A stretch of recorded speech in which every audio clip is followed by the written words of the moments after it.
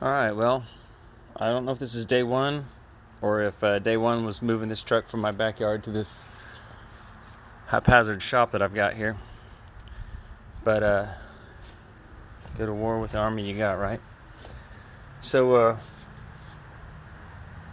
got a lot of rust, a monstrous amount of rust ahead of me, and I am using this grinder, metal brush, to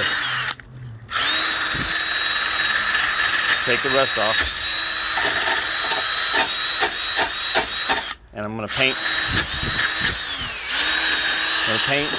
the rust after I clean it real good with acetone. And that's not gonna be the finished paint job, of course. That's just paint to keep it from getting worse while I address the entire body. You know? Stop the leaks, I guess, is what I'm trying to say.